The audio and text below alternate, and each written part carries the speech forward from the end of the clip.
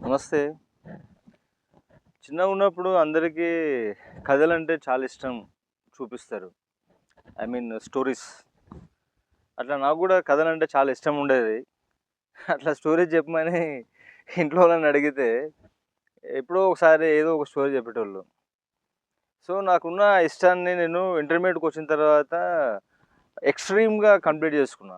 అంటే సుమారు ఒక 400 పైగా స్టోరీస్ చదివినా నేను. ఇదేం అతిశయోక్తి కాదు. నిజంగానే చదివినా.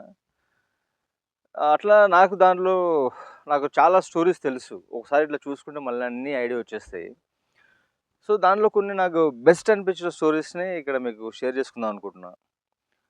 ఇది టెక్స్ట్ బుక్‌లో వచ్చింది. ఇంగ్లీష్ టెక్స్ట్ బుక్ 8థ్ క్లాస్‌లో. 'A test of true love' Bob Schulz అనేటాయన రాసిండు దీన్ని. 'A test of true love' అనేది ఆహ్, అది ఇద్దరు వ్యక్తుల మధ్యన నడుస్తది ఆ లవ్ స్టోరీ. లవ్ స్టోరీ ఎప్పుడు ఇద్దరు వ్యక్తుల మధ్యనే ఉంటది.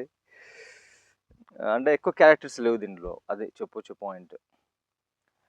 లెఫ్టినెంట్ బ్లాండ్‌ఫోర్డ్ అండ్ హోలిస్ మెనిల్ అనే ఇద్దరు స్త్రీ పురుషుల మధ్యన జరిగే స్టోరీ ఇది. ఈ లెఫ్టినెంట్ బ్లాండ్‌ఫోర్డ్ సెకండ్ వరల్డ్ వార్ టైంలో బాగా గాయపడతాడు ఆయన. ఇంజ్యూర్డ్ అయ్యి ట్రీట్మెంట్ కోసమని హాస్పిటల్‌లో జాయిన్ అవుతాడు. అక్కడ ఆయనకు ఒక పుస్తకం దొరుకుతది. ఆ పుస్తకంలో ఉన్నటువంటి నోట్స్ చదివి ఆయన మంత్రముగ్ధుడైపోతాడు. అంటే ఆ ఐడియాలజీ, ఆ సెన్సిబిలిటీ, ఆ థాట్ ప్రాసెస్‌కి ఆయన బాగా ఇంప్రెస్ అవుతాడు. తర్వాత అడ్రస్ చూసి ఆయన ఫీలింగ్స్‌ని లెటర్ రూపంలో ఎక్స్‌ప్రెస్ చేస్తాడు.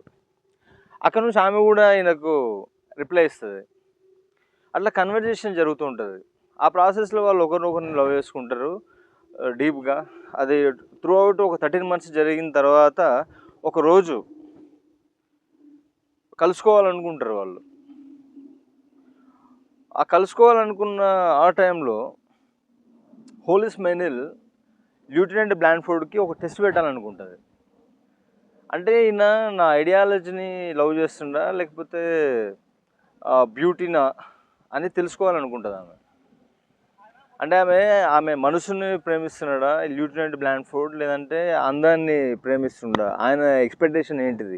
ఒకవేళ అందాన్ని చూస్తే ఈ ఐడియాలజీ అంటే తన మనసుకు నచ్చిన ఈ ఐడియాలజీని వదిలిపెట్టేస్తాడా అని తెలుసుకోవాలనుకుంటది ఆమె. ఆ విషయమై ఆహ్, వాళ్ళు అంటే బ్లాండ్‌ఫోర్డ్ జస్ట్ వచ్చేస్తాడు ఆయన ఒక ఎక్సైట్‌మెంట్‌తో.